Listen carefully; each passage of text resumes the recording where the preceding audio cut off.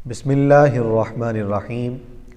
آج کی ویڈیو میں ہم نماز جنازہ کے متعلق مزید احکام وہ سنیں گے۔ پچھلی ویڈیو میں ہم نے نماز جنازہ کی پڑھنے کی جو شرائط ہیں وہ سنی تھیں، 2 شرطیں ہم نے سن لیں۔ اس میں میت کے بدن اور کفن کا پاک ہونا، اور پہلی ہے مسلمان ہونا، میت کا مسلمان ہونا، کہ میت مسلمان ہوگی تو اس کا نماز جنازہ پڑھیں گے ورنہ نہیں۔ تیسری شرط ہے جنازے کا وہاں موجود ہونا، یعنی کل یا اکثر یا نصف ما سر کے موجود ہونا، لہٰذا غائب کی نماز نہیں ہو سکتی، غائبانہ نماز جنازہ نہیں ہو سکتا۔ میت موجود ہوگی تو نماز ہوگی ورنہ نہیں ہوگی، یہ شرط ہے۔ نمبر 4، جنازہ زمین پر رکھا ہونا یا ہاتھ پر ہو مگر قریب ہو، اگر جانور وغیرہ پر لدا ہو نماز نہ ہوگی۔ میت اگر جانور پر ہے تو پھر نماز اس کی نہیں ہوگی، اس کو زمین پر رکھنا یہ ضروری ہے۔ نمبر 5، جنازہ نمازی کے آگے قبلہ کو ہو، اگر نمازی کے پیچھے ہوگا تو نماز صحیح نہ ہوگی۔ میت آگے ہوگی اور جو جنازہ پڑھنے والے ہیں وہ ان کے سامنے یعنی پیچھے ہوں گے۔ اگر میت پیچھے رکھ دی اور جنازہ آگے پڑھنا شروع کر دیا تو یہ نماز نہیں ہوگی۔ مسئلہ، اگر جنازہ الٹا رکھا یعنی امام کے دائیں میت کا قدم ہو تو نماز ہو جائے گی، مگر قصداً ایسا کیا تو گناہگار ہوئے۔ مسئلہ، اگر قبلہ جاننے میں غلطی ہوئی یعنی میت کو اپنے خیال سے قبلہ ہی کو رکھا تھا مگر حقیقتاً قبلہ کو نہیں، تو موضع تحری میں اگر تحری کی نماز ہو گئی ورنہ نہیں ہوئی۔ پتہ ہی نہیں ہے، ایسی جگہ ہے جہاں پر پتہ ہی نہیں ہے کہ قبلہ کس طرف ہے، تو ایسی صورت میں کوئی بتانے والا بھی موجود نہیں، تو تحری کریں گے، سوچ و بچار کریں گے، جہاں پر ذہن مطمئن ہو جائے کہ اس طرف قبلہ ہے اسی طرف کر کے اس کی نماز پڑھ لی جائے گی، نماز ہو جائے گی۔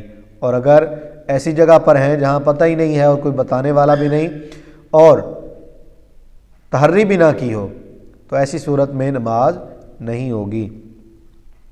نمبر 6، میت کا وہ حصہ بدن جس کا چھپانا فرض ہے، چھپا ہونا ضروری ہے، اگر وہ بھی ننگا ہوگا تو اس کی نماز نہیں ہوگی۔ نمبر 7، میت امام کے محاذی، یعنی اگر میت ہے تو اس کا کوئی حصہ بدن امام کے محاذی ہو، اور چند ہوں تو کسی ایک کا حصہ بدن امام کے محاذی ہونا کافی ہے۔ امام کے سامنے ہو، کسی اور جگہ پر نہ ہو، یعنی اس میت کو ایک طرف رکھ دیا، امام صاحب ادھر ہیں اور نماز پڑھا رہے ہیں تو ایسی صورت میں نماز نہیں ہوگی۔ سامنے ہونا یہ ضروری ہے، بھلے کوئی بھی ایک حصہ اس کا سامنے ہو گیا تو نماز ہو جائے گی، اور اگر سامنے ہی نہ ہوا تو پھر نماز نہیں ہوگی۔ مسئلہ نمبر 17، نماز جنازہ میں 2 رکن ہیں۔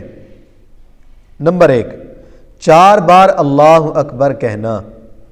نمبر 2، قیام کرنا۔